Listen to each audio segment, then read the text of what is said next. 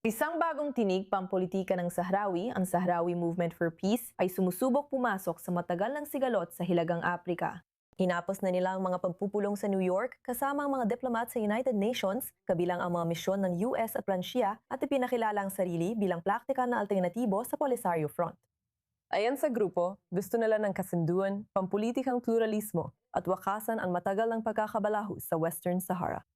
Malaking tanong kung ito'y totoong diplomatikong pagbubukas o sa pangdagdag sa sigalot ng Morocco, Algeria at magkaribal na pag-aangkin ng representasyon. Kasama natin si Dr. Mohamed Chitu, political analyst at senior professor sa Universidad ng Rabat. Salamat Dr. Chitu sa pagsama sa amin sa E24 News English. Ikinagagalak ko po. Ang Sahrawi Movement for Peace ay nagpapakilalang ikatlong opsyon sa pagitan ng Morocco at Polisario.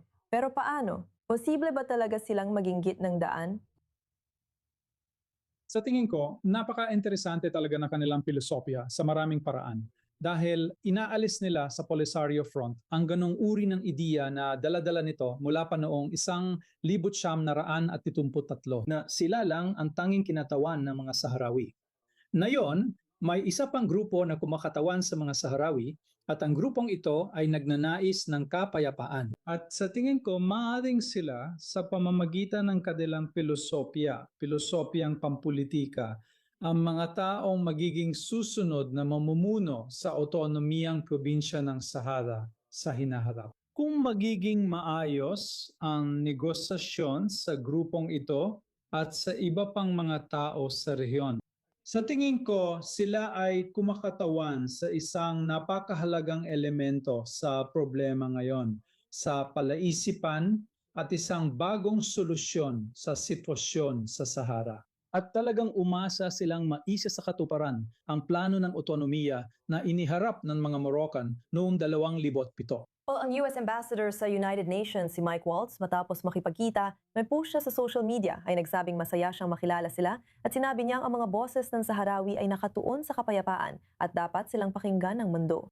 Malakas ang mensaheng ito mula sa US Ambassador sa United Nations. Bakit mas pinipili ng mga international na organisasyon tulad ng UN na makipagtulungan sa kilusang Sahrawi para sa kapayapaan kaysa sa Polisario Front? Sa totoo lang, nakatanggap sila ng suporta mula sa delegasyon ng Amerika sa UN at pati sa mga Pranses, nakipagkita rin sila sa embahador ng Pransya. Ibig sabihin nito na ang mga tanluraning bansa na sumusuporta sa planong otonomiya ng Morocco ay nakikita sa grupong ito ang isang napakagandang solusyon sa deadlock.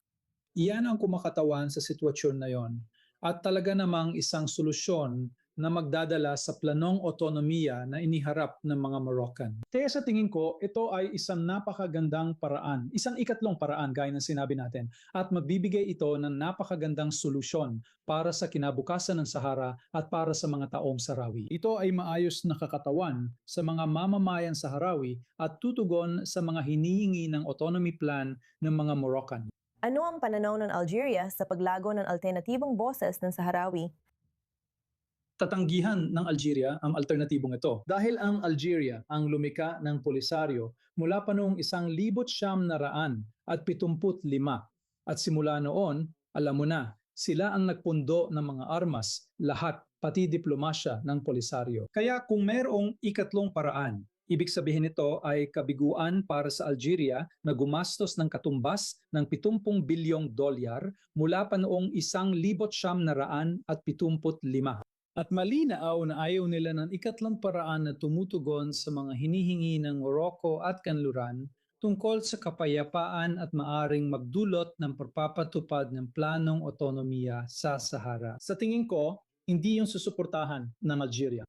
Malinaw na kakaunti lang talaga ang pagpipilian nila dahil sinusuportahan ng mga bansang kanluranin ang Morocco, ang otonomiya at ang ikatlong paraan.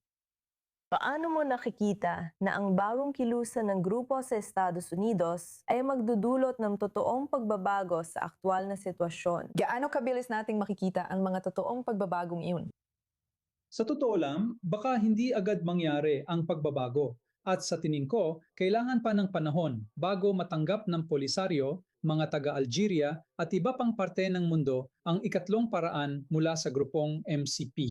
Pero Sa tingin ko, maganda itong simula para sa hinaharap, para sa plano ng otonomiya at para sa solusyon sa Sahara na mahigit 50 taon na nasa deadlock.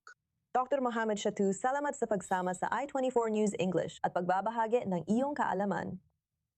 Salamat sa pag-imbita sa akin.